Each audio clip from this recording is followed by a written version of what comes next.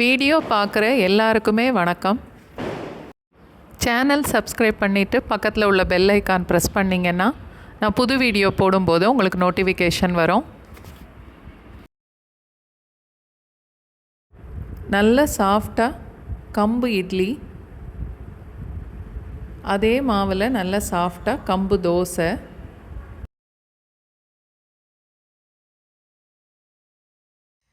இந்த ரெண்டோடையும் சேர்த்து சாப்பிட்றதுக்கு நல்ல காரமாக ஒரு வெங்காய சட்னி. இந்த ரெசிபி தான் நம்ம இன்றைக்கி செய்து பார்க்க போகிறோம்.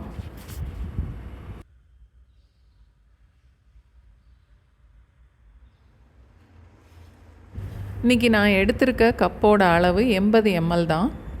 அந்த கப்பில் 2 கப் அளவுக்கு கம்பு,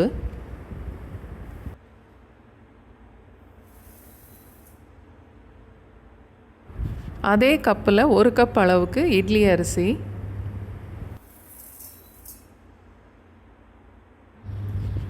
ஒரு கப் அளவுக்கு உளுந்து. உதயம் பிராண்ட் உளுந்துனா அளவை கொஞ்சம் குறைச்சிக்கலாம். எல்லாத்தையும் ஒன்றா சேர்த்தே ஊற வைக்கலாம். ஒரு 4-5 தடவை நல்லா கழுவிட்டு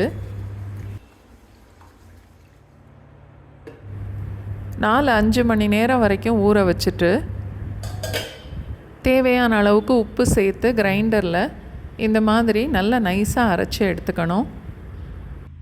இந்த மாவு 5 இல்லை 6 மணி நேரம் புளிக்க வச்சாலே போதும், நல்லா புளிச்சு வந்துடும்.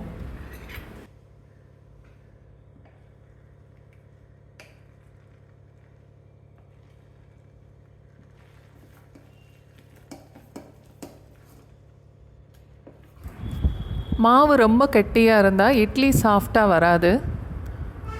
அதனால் கொஞ்சமாக தண்ணி சேர்த்து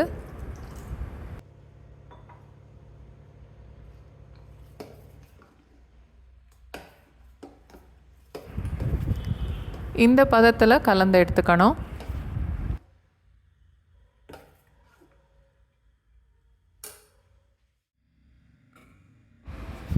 இட்லி தட்டில் எண்ணெய் தடவிட்டு இது மாதிரி மாவு ஊற்றியும் இட்லி வேக வைக்கலாம்.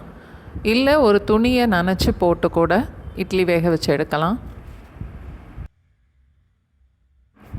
அடுப்பு மீடியம் ஃப்ளேம்லையே வச்சுட்டு இந்த மாதிரி தண்ணி கொதித்ததுக்கப்புறம் நம்ம இட்லி தட்டு வச்சா 8லேருந்து 10 நிமிஷம் வரைக்கும் ஆகும் இந்த இட்லி வேகிறதுக்கு.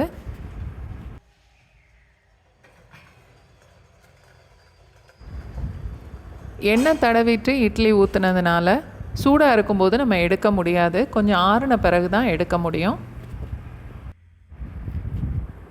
இந்த அளவுக்கு நல்ல சாஃப்டாக வரும்.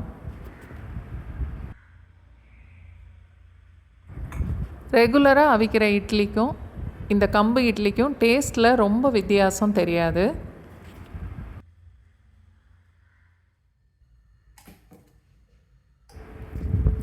அதே மாவுலையே நம்ம தோசை ஊற்றி எடுக்கலாம்.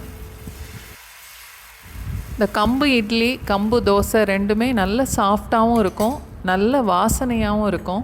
கண்டிப்பாக ட்ரை பண்ணி பாருங்கள்.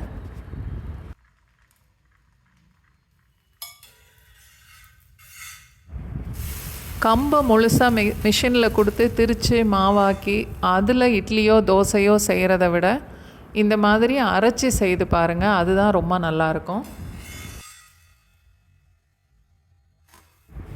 இதோடு சேர்த்து சாப்பிட்ற மாதிரி நல்ல காரமாக ஒரு வெங்காய சட்னி செய்து பார்ப்போம். 3 இல்லை 4 டீஸ்பூன் அளவுக்கு எண்ணெய் ஊற்றிட்டு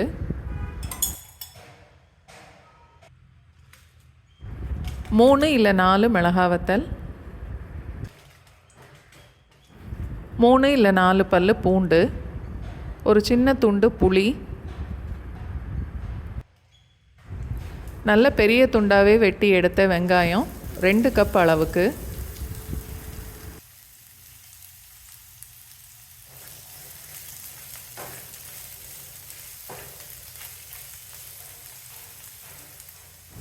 ஒரு கொத்து கருவேப்பிலை,